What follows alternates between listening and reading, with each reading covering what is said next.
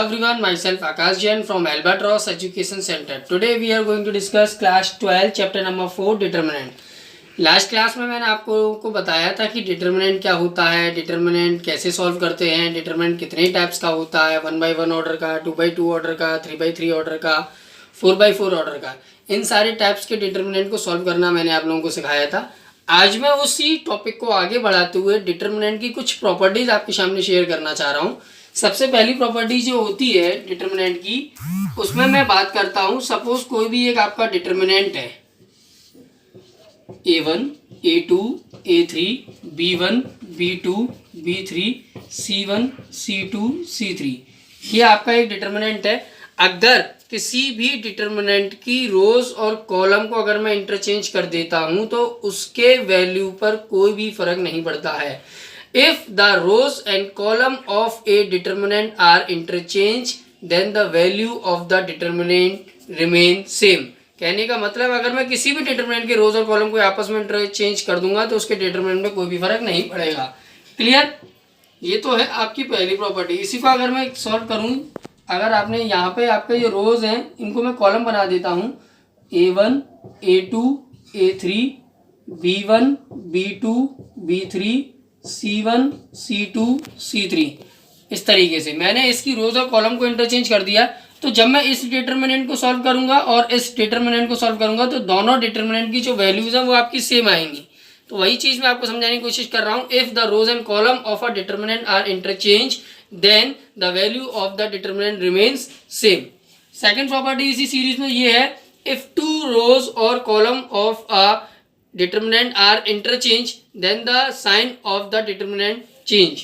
जैसे कि कोई एक आपका डिटर्मिनेंट है A = सपोज यही आपका डिटर्मिनेंट मान लीजिए। अगर मैं इसकी कोई सी दो रो आपस में इंटरचेंज कर दूं या कोई से दो कॉलम आपस में इंटरचेंज कर दूं तो इसका जो डिटर्मिनेंट है उसका साइन चेंज हो जाएगा। अगर मैंने फर्स्ट रो को और थर्ड रो को आपस में इंटरचेंज कर दिया तो ये आपका डिटर्मिनेंट 1 मैंने इसको लिख दिया, तो C1, C2, C3, B1 को मैंने सेम लिखा सेकेंड रो को, और पहली और तीसरी रो को मैंने आपस में इंटरचेंज कर दिया। तो यहाँ आप देखेंगे कि इस डिटर्मिनेंट को सॉल्व करने के बाद जो साइन आएगा वो आपका माइनस का हो जाएगा। यानी कि कहने का मतलब ये है कि जब भी मैं किसी भी डिटर्मिनेंट की दो रोज या दो कॉलम आपस में इंटरचेंज कर दूंगा तो वैल्यू दोनों की सेम आएंगी, लेकिन सिर्फ साइन का डिफरेंस आएगा। पॉजिटिव होगा पहले तो नेगेटिव हो जाएगा, नेगेटिव होगा पहले तो पॉजिटिव हो जाएगा। तीसरी प्रॉपर्टी की अगर मैं बात करूं, अगर कोई भी डिटर्मिनेंट के दो रोज या दो कॉलम आपस में सेम है, इफ each element या corresponding elements of two rows or two column of a determinant are same then the value of determinant is 0। तो उस डिटर्मिनेंट की वैल्यू 0 आती है।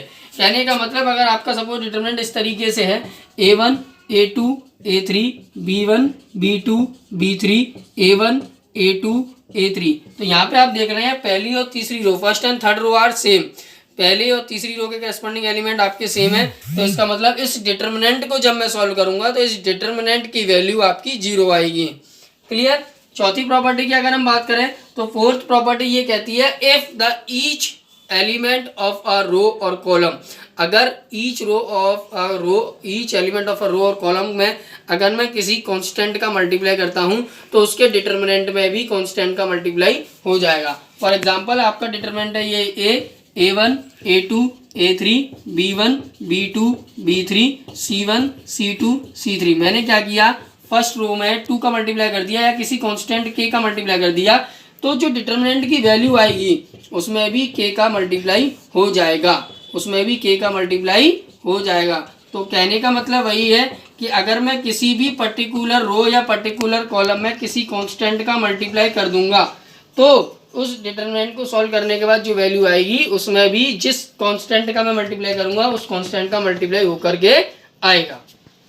पांचवी प्रॉपर्टी ये है, if any element, if some element or all elements of a determinant are expressed as sum of 2 or more terms then the determinant can also be expressed as the sum of 2 or more terms. कहने का मतलब, अगर कोई भी एक determinant है, suppose ये है आपका A1, A2, A3, B1, B2, B3, C1, C2, C3, इसमें मैंने पहले वाले में प्लस लैम्डा और लगा दिया, पहली रो में प्लस लैम्डा और लगा दिया, तो मैं इसको इस तरीके से भी लिख सकता हूँ A1, A2, A3 B1 B2 B3 और C1 C2 C3 plus lambda lambda lambda, ये हो जाएगा आपका B1 B2 B3 C1 C2 C3।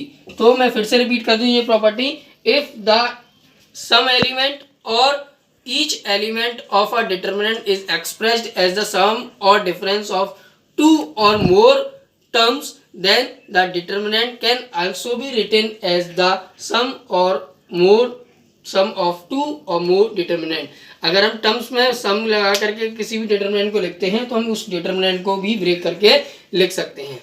Sixth property यानी लास्ट प्रॉपर्टी की अगर मैं बात करूं तो लास्ट प्रॉपर्टी में वो ये कह रहा है, if in each row or column of a determinant, if in each row of a column or a determinant the equi multiple of corresponding elements of other row, equi multiples of corresponding elements of other row is multiplied or added then the determinant, the value of the determinant remains the same। तो उसके determinant की जो value है वो same रहती है। कहने का मतलब आपका सपोज ये डिटरमिनेंट है, इस डिटरमिनेंट में मैंने क्या किया, lambda C1 lambda C2 lambda C3 को पहली रो में चेंज कर दिया।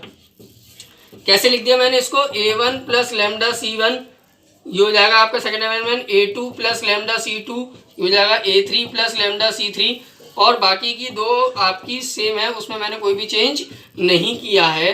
तो इस डिटर्मिनेंट को सॉल्व करने के बाद जो आंसर आएगा वो इस डिटर्मिनेंट के बराबर होगा, इस डिटर्मिनेंट के बाद जो आंसर आएगा वो इसके बराबर होगा। तो कहने का मतलब वही है कि अगर मैं किसी भी डिटर्मिनेंट के रोज या कॉलम में इक्वी मल्टीपल को करस्पॉन्डिंग अदर रो के और एलिमेंट्स के या कॉलम के और रोज के मैं ऐड या माइनस करूंगा तो उसके डिटर्मिनेंट में कोई भी फर्क नहीं पड़ेगा। इतनी सारी प्रॉपर्टीज हैं, इन प्रॉपर्टीज के बेस्ड पर ही हमारी इस चैप्टर की सेकंड एक्सरसाइज है। इन प्रॉपर्टीज का यूज करके हम उन डिटर्मिनेंट्स को एक्सपेंड करके सॉल्व करेंगे। कुछ क्वेश्चंस प्रूफ वाले भी आते हैं बोर्ड में, वो 4 मार्क्स के बोर्ड में आते हैं जो कि बहुत ज़्यादा ज़रूरी है और इन प्रॉपर्टीज़ के बेस्ड पर ही हम इनको सॉल्व कर सकते हैं। इसलिए इन प्रॉपर्टीज़ को आप अपनी लैंग्वेज में लिख करके मुझे अपने व्हाट्सएप नंबर पर मुझे सेंड करेंगे, जिससे कि मैं आपको समझ सकूँ कि आपने कितना गेन किया। Till then, thank you.